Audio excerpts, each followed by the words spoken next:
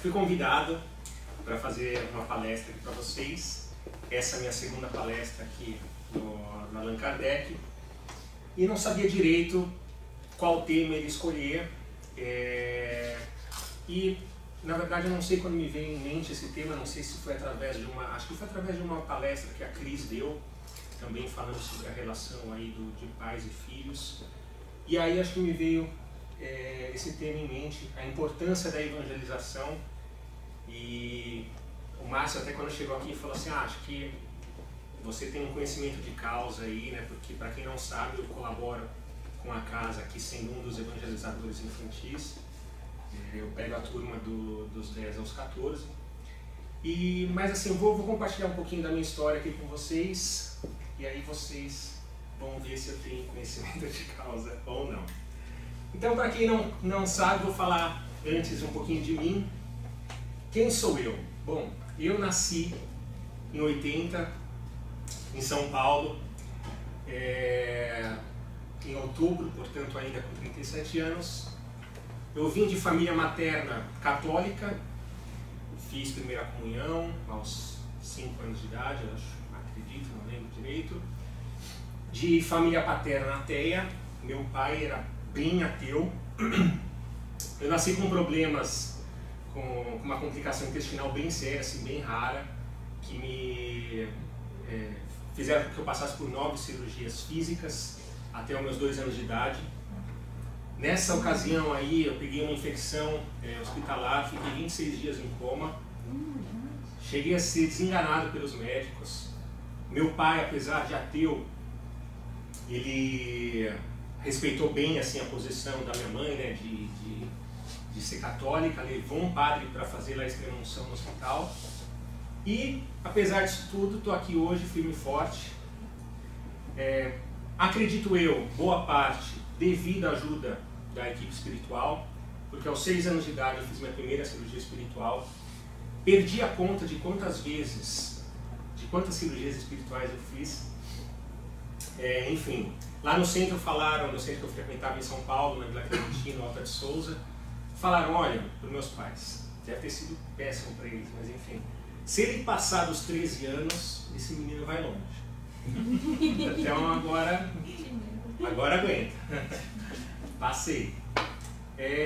Sou formado em farmácia bioquímica, demorei um pouquinho para me formei aos 28 anos, entrei na faculdade com acho que 20, então demorei.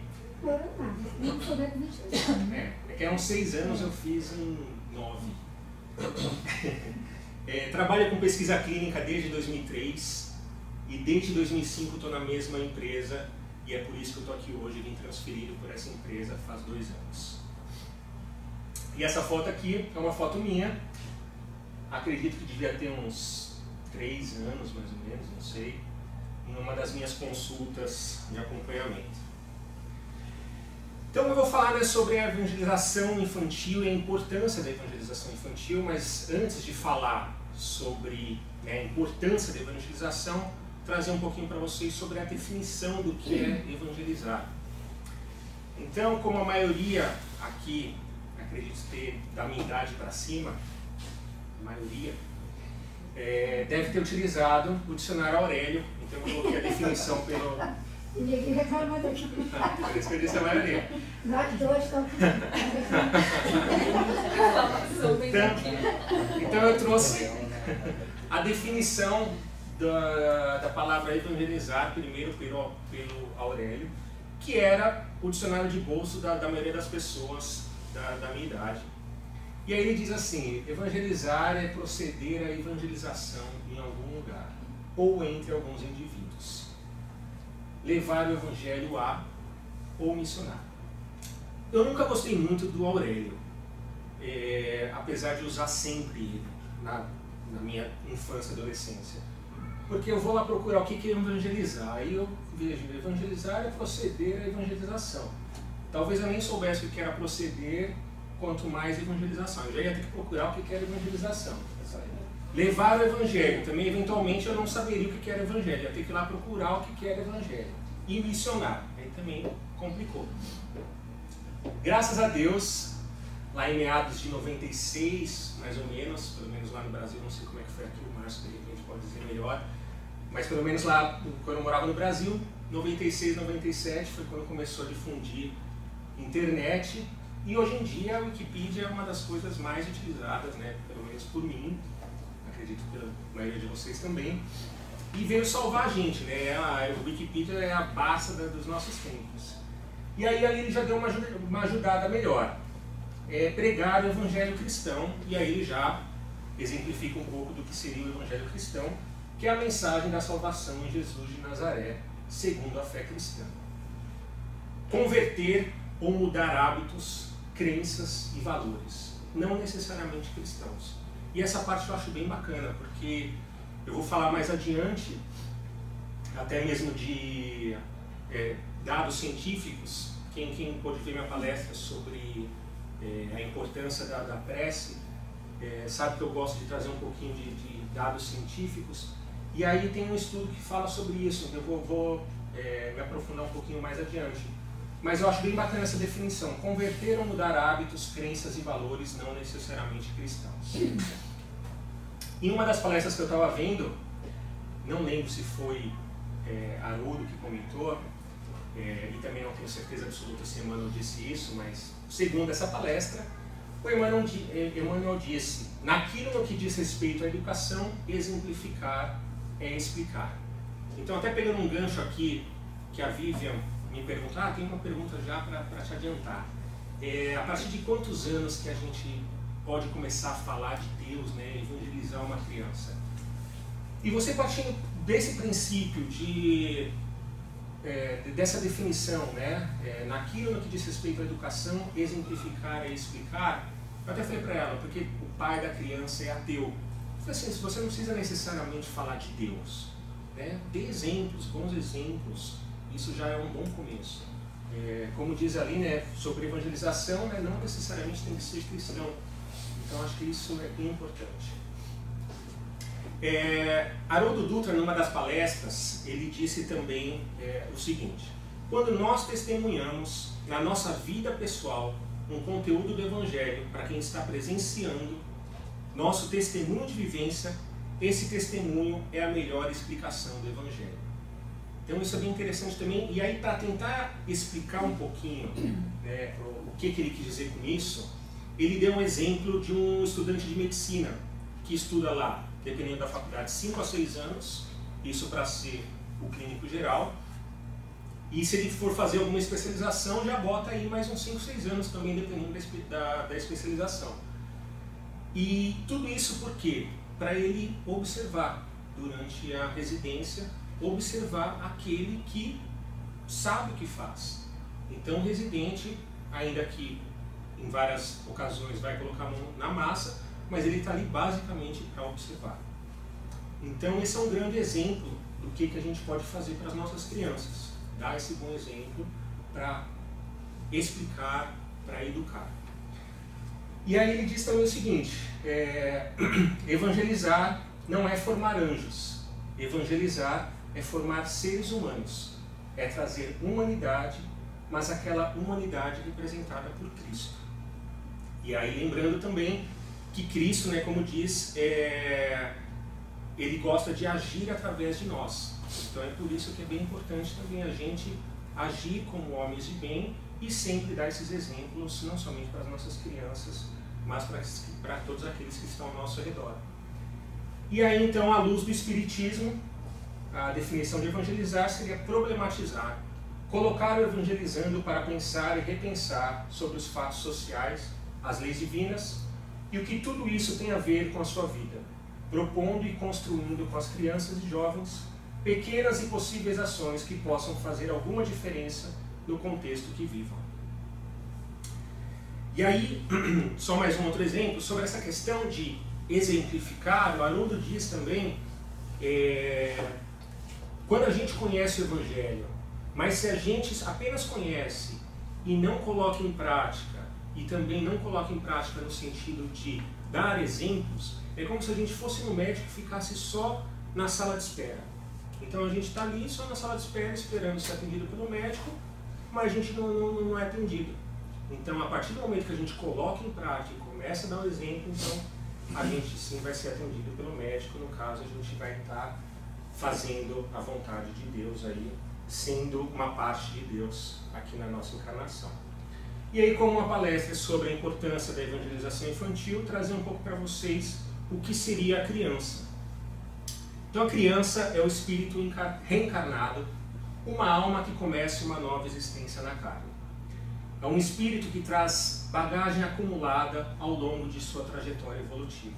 Então esse ponto aqui é bem importante também, eu vou explicar mais adiante aí o porquê. E aí então o espírito nasce criança justamente para ser educado novamente.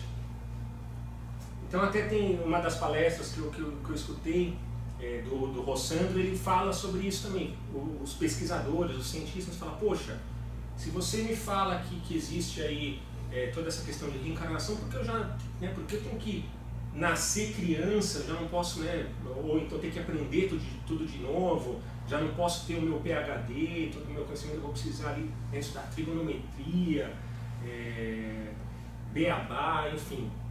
Então, a importância dessa questão aí é que na infância a gente está num estado de semiconsciência. O nosso espírito está nesse estado de semiconsciência. E onde as nossas barreiras de defesa psíquicas estão neutralizadas. Então o nosso espírito está mais brando, mais receptível, mais maleável e mais aberto a receber essas novas informações e novas influências. Então por isso que é bem importante esse último ponto aqui sobre estar aberto a receber influências, porque assim como a criança vai estar mais receptiva para influências boas, também para influências ruins. Então por isso que é bem importante esse período da infância. E aí do Livro dos Espíritos, capítulo 6 da infância. Tem mais ou menos, acho que umas 6 perguntas referentes ao assunto. Eu decidi trazer 2 para vocês. Essa 383 está na íntegra. E a 385 eu trouxe só uns pedacinhos que eu achei mais relevantes. Então a 383, Kardec pergunta: qual é para o espírito a utilidade de passar pela infância? E aí um dos espíritos responde: encarnando-se com o fim de aperfeiçoar, o espírito é mais acessível durante esse tempo às impressões que recebe e que podem ajudar o seu adiantamento, para o qual deve contribuir os que estão encarregados da sua educação. Então é bem aquilo que a gente falou, na definição sobre evangelizar e também sobre esse estado da criança de estar mais aberta para essas informações. Então é um período muito importante esse da infância, e tão importante quanto é o nosso papel nisso, o papel dos pais, ou o meu papel, por exemplo, aqui nessa casa como evangelizador infantil, e de todos nós que temos qualquer contato com crianças. Então é importante esse papel aqui para contribuir com esse adiantamento espiritual. A pergunta 385 diz: qual o motivo da mudança que se opera no seu caráter a uma certa idade, e particularmente ao sair da adolescência? É o espírito que se modifica? Então, porque a gente vê aí que tem várias pessoas que se transformam a partir de uma determinada idade, e os espíritos dizem que é o espírito que retoma a sua natureza e se mostra tal qual era.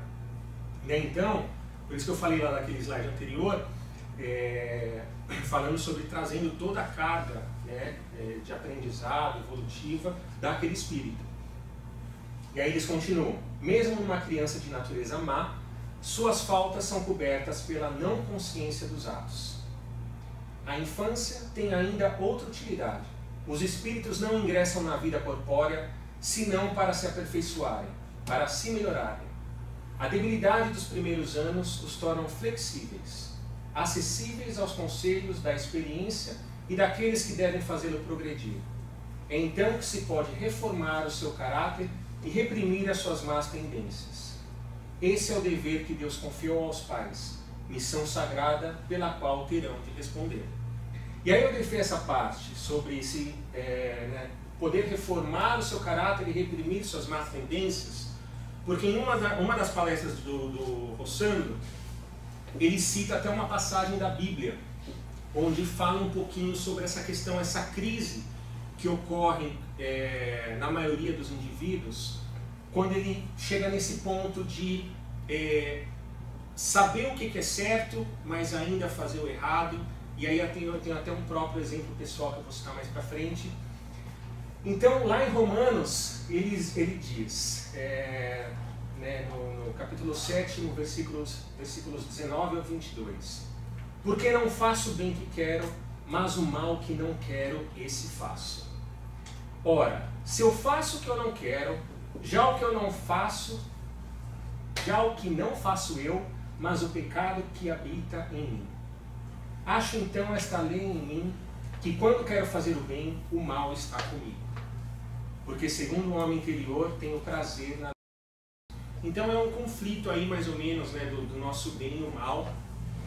E até engraçado, eu não coloquei aqui para vocês, mas esses dias, e é assim também como ocorreu lá na minha palestra da importância da prece, eu vi esses dias no Instagram uma chargezinha de uma pessoa que tem o anjinho, né, falando as coisas boas, e aí vai lá o anjinho e dá uma dica, né, faz isso, né, vê direito, analise a situação. E aí a pessoa chega e fala para o anjinho, peraí que eu preciso ouvir o meu lado aqui do diabinho, cadê ele, né? Aí ele fala, o diabinho está dentro de você. Então é bem interessante para a gente se pensar. Então essa é a questão aqui, quando a gente sabe o que é o certo, mas ainda está fazendo errado, né? Mas aí a gente se pergunta, mas se a gente não soubesse o que é certo, quando que a gente deixaria de fazer o errado? Acho que nunca. E aí, na medida que a gente consegue coincidir os nossos projetos com os projetos que Deus tem para nós, aí a gente consegue, as coisas começam a fluir melhor.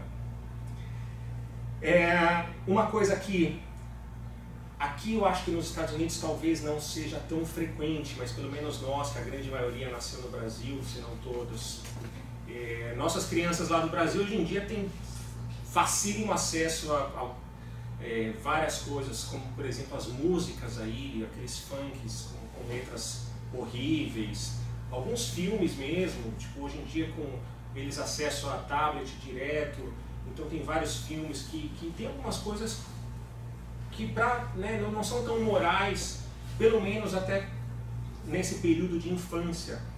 Então por isso que é bem importante vocês como os pais, nós como evangelizadores, sempre tentar puxar um pouquinho as rédeas, ter um controle, né? Até uma amiga nossa que um dia estava comentando sobre os filhos usarem os tablets, e alguém perguntou se você tem a senha do tablet dos seus filhos? Ela falou, eu tenho porque senão eles não têm tablet, é só assim.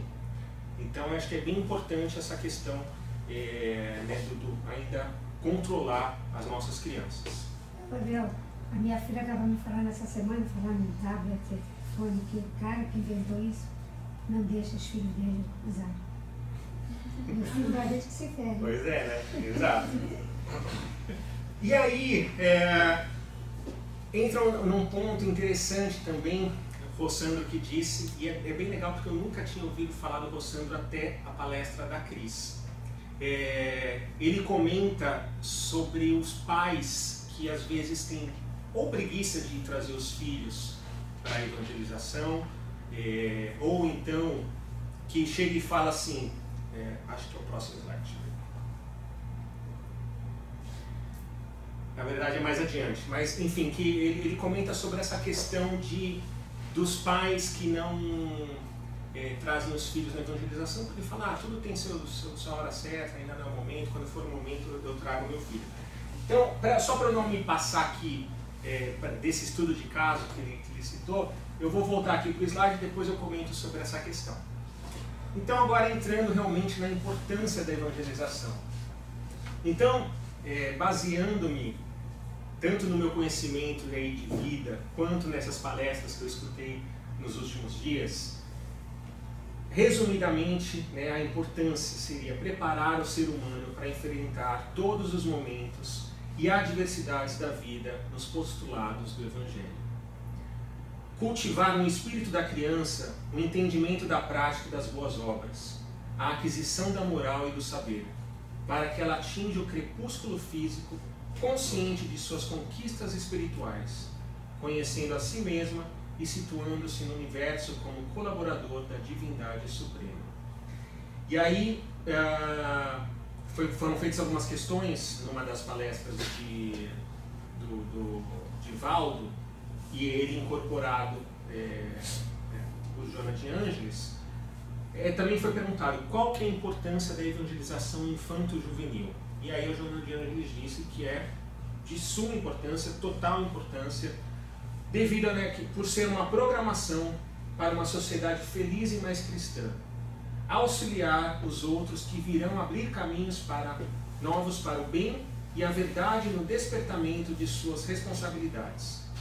É o sêmen fecundante do bem no organismo da criatura humana, produzindo frutos da sabedoria e de paz. Ainda numa das palestras de Divaldo, mas nessa foi na sessão de perguntas e respostas, quem já teve a oportunidade de ir em alguma palestra de Divaldo sabe dessa sessão. Às vezes ele é intuído, às vezes somente por conhecimento, né, já prévio. Não sei se ele estava incorporado nesse momento ou não, mas enfim, também foi perguntado a ele, com relação a processos obsessivos, poderíamos afirmar que a evangelização espírita infanto-juvenil é preventiva? E a resposta de Divaldo foi, sem dúvida, educar é a melhor psicoterapia preventiva, porque prepara a criança para não reagir, mas sim agir.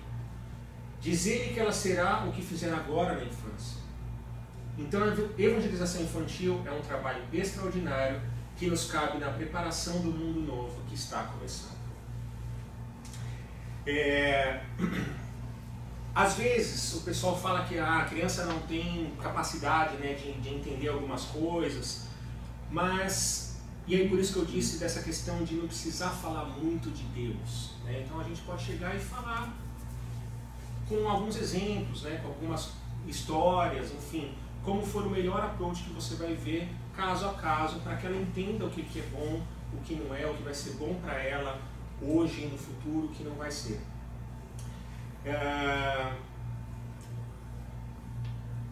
E aí então a missão dos pais.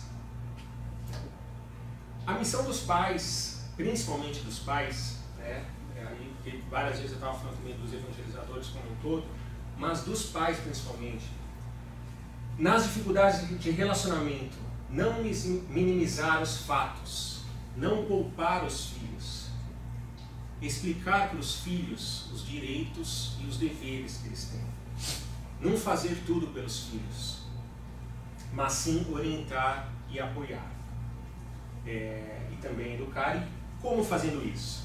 Impondo limites, não cedendo às chantagens, não dizer não sem explicar o motivo daquele não, para que ela entenda o porquê não, não é simplesmente não. Não acobertar os erros dos filhos e evitar o condicionamento de algum esforço, de alguma tarefa, de alguma responsabilidade, alguma recompensa, ou algum prêmio, ou então, se não fizer, algum castigo. Ela precisa entender o porquê que ela tem que fazer determinada coisa.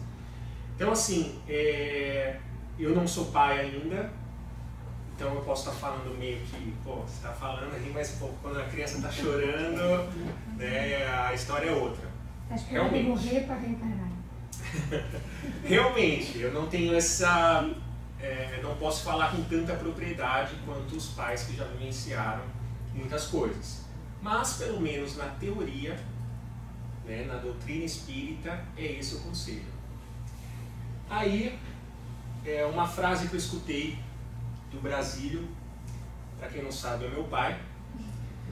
Ele diz o seguinte: os pais devem ter coerência em suas atitudes em relação aos ensinamentos passados aos filhos. Então eu fiz questão de colocar essa passagem aqui do Brasílio, porque a gente está falando justamente disso. E eu costumo falar, ele sempre foi durão e tudo mais, mas hoje eu sou o que eu sou, boa parte por ele, pela minha mãe, enfim. Então, assim como também ocorreu já na palestra da importância da oração, eu citei meu pai e mais uma vez estou citando ele, que eu faço questão. E uma outra passagem aqui do Rossandro, e é essa que eu falo, que eu comentei, né, que ele sempre diz que os pais deveriam obrigar os filhos a irem na evangelização infantil. E aí alguns pais justamente falam, poxa, mas não está na hora, quando for a hora eu levo e tudo mais, ele ainda quer brincar, pô, geralmente de final de semana, né? Mas então o Rossandro fala assim, ok, então se você pensa assim, vamos dar uma radicalizada nessa ideia. Então não precisa levar ele para a escola, né? Ele vai estudar quando ele quiser, quando ele achar que é o momento. Por que levar ele para a escola se você pensa dessa maneira em relação à evangelização? Que é de suma importância também. Por que dar comida para ele no horário ali do almoço, do jantar? Deixa que ele come na hora que ele quiser. Deixa que ele vá para a cama, vá dormir na hora que ele quiser.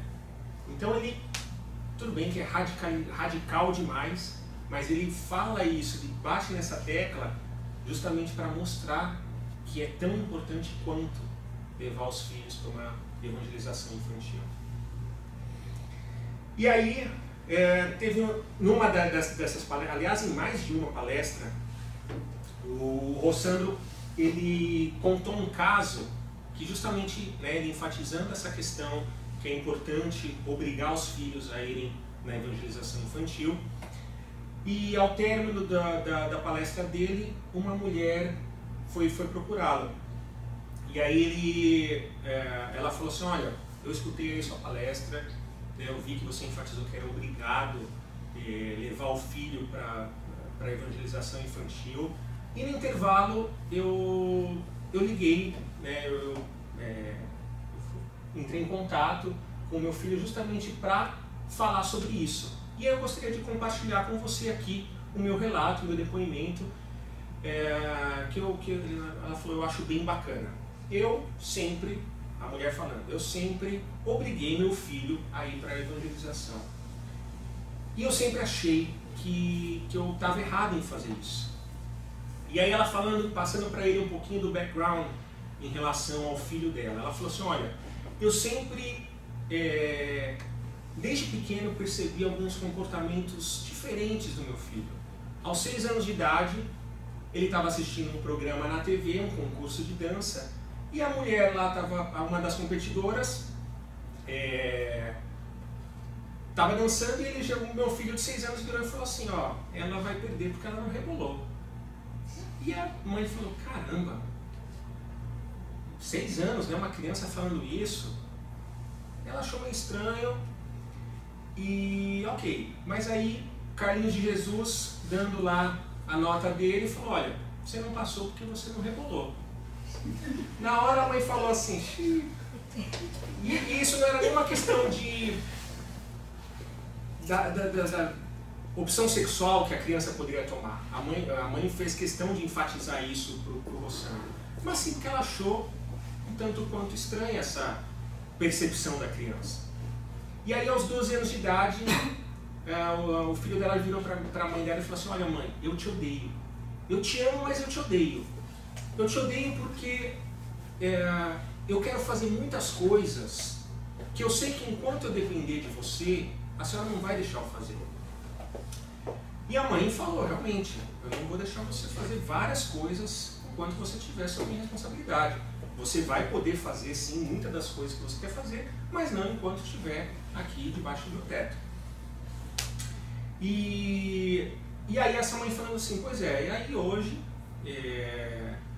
no intervalo aí da sua palestra, eu liguei para minha filha, e aí o Rossandro falou, cara, mas não era filho, né?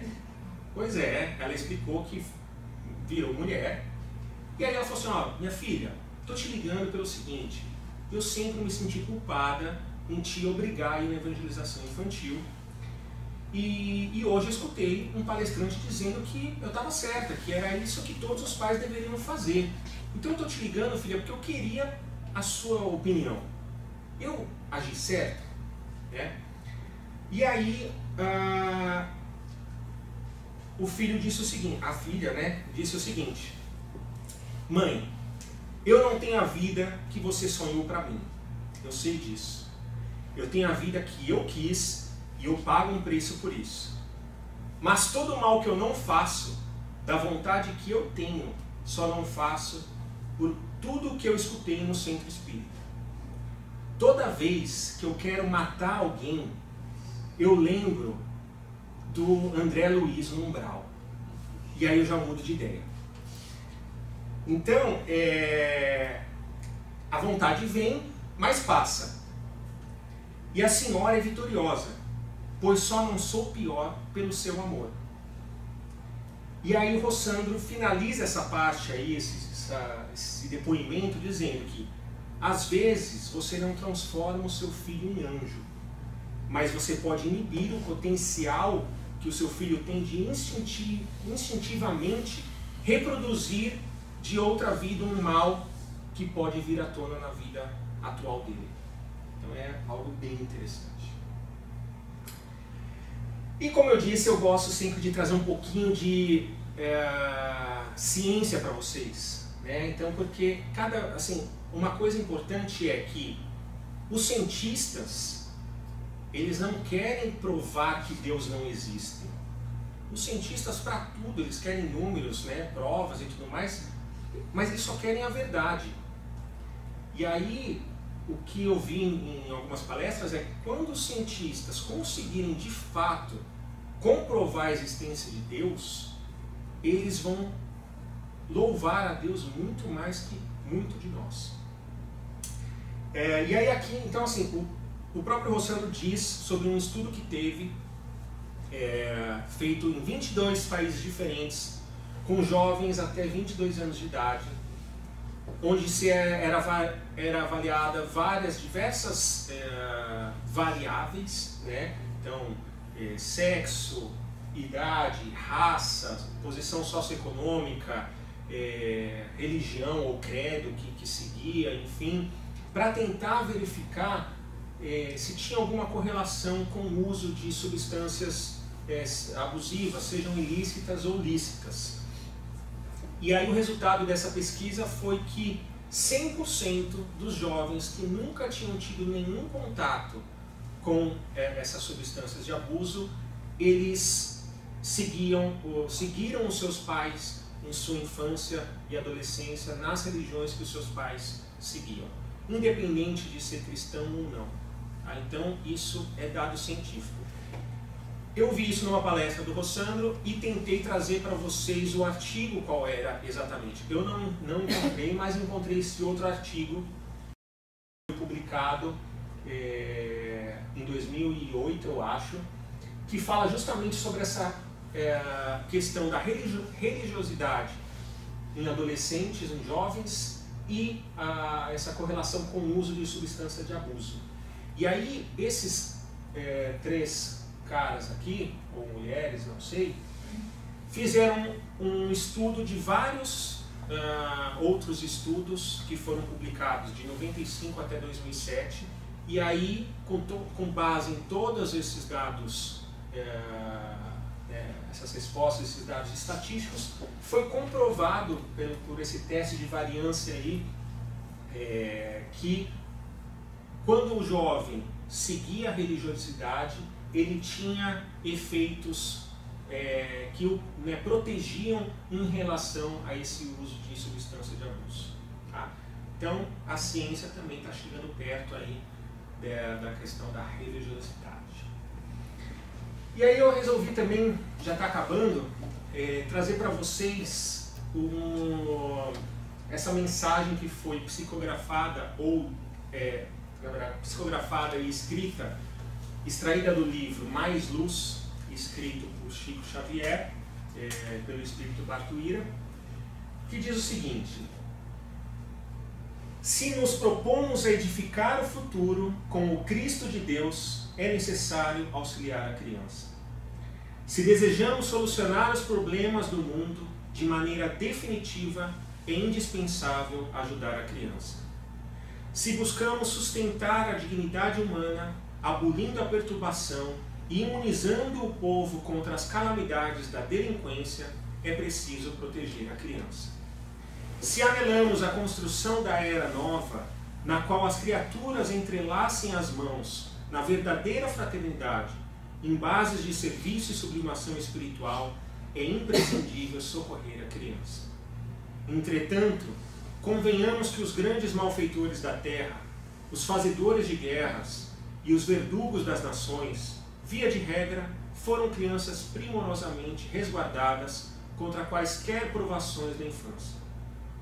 E ainda hoje, os jovens transviados habitualmente procedem de climas domésticos em que a abstância material não lhes proporcionou ensejo a qualquer disciplina pelo conforto excessivo.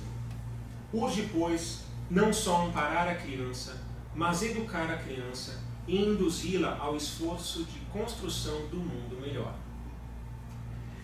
E para finalizar, eu trouxe para vocês 2 vídeos que na verdade são arquivos pessoais.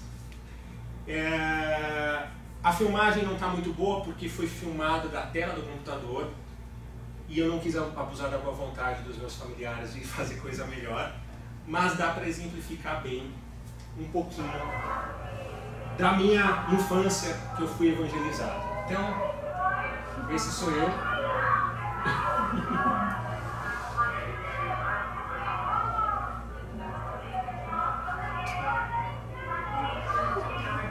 Esse outro garoto eu tenho contato com ele até hoje.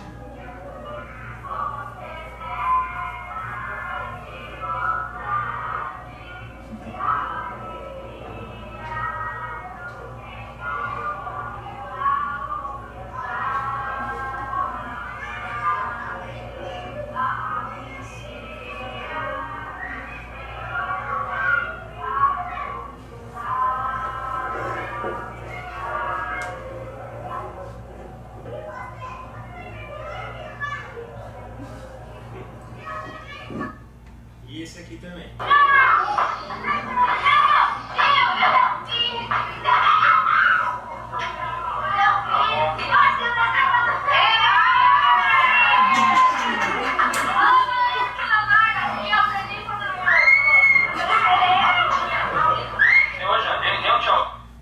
Enfim, esse foi um pouco do Leonardo que foi evangelizado.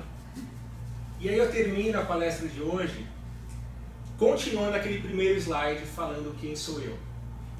Então eu frequentei evangelização infanto-juvenil dos 6 aos 16 anos. Dos 16 aos 20 eu fui evangelizador infantil lá no Brasil. Eu me afastei um tempo das atividades da casa espírita. E é isso que eu falei, né? E às vezes aquela crise que a gente tem conosco, e aí coincidiu bem com o início da faculdade, então era aquela coisa vida louca, né? E aí eu achei que não era compatível eu ter uma vida louca com frequentar a casa espírita. Aí eu retomei a assiduidade religiosa. Nesse momento eu fui para a Umbanda, fiquei 5 anos na Umbanda. Foi bem importante para mim. Eu acho que eu desenvolvi bastante a minha questão de mediunidade na Umbanda. Mas achei que faltou um pouquinho de doutrina, ensinamentos, né, essa base aí dos ensinamentos de Jesus. E aí voltei para o Espiritismo. Coloquei ali Kardec só como uma observação, porque né, a gente já estudou isso em outras palestras, que dizem que o Espiritismo é o Espiritismo de Kardec. Há 2 anos eu estou aqui no Allan Kardec, super bem recebido. Cheguei aqui num domingo e na quinta-feira a gente já estava aqui na discussão do Livro dos Espíritos e do Evangelho. Há 1 ano eu estou na evangelização infantil e hoje eu estou aqui com vocês compartilhando um pouco de como a evangelização me ajudou a ser o que eu sou hoje. Sei que ainda tem muito a melhorar, mas certamente eu devo muito a esse histórico aí de toda a evangelização que eu tive e, claro, aos meus pais. Perguntas, comentários? Eu lembro até hoje o primeiro livrinho que minha mãe me deu quando eu era pequeno, que era O Lobo Mal Reencarnado, que é um livro que a gente tem aí do Roque Jacinto, uma historinha, um desenhinho, que mostrava o lobo mau fazendo mal, obviamente, que queria comer a vovó, fazer aquela coisa toda. Depois o caçador joga as pedras na barriga dele, ele morre. E aí ele vê no plano espiritual que ele não nasceu para ser mal, porque ele podia ser bom. Então ele reencarna como pastor alemão e salva o dono dele de uma cobra. E depois ele reencarna de novo com um puppy, como se fosse um poodlezinho, para trazer a felicidade para as crianças que não enxergavam. Então ele vai se depurando, obviamente, para a criança entender.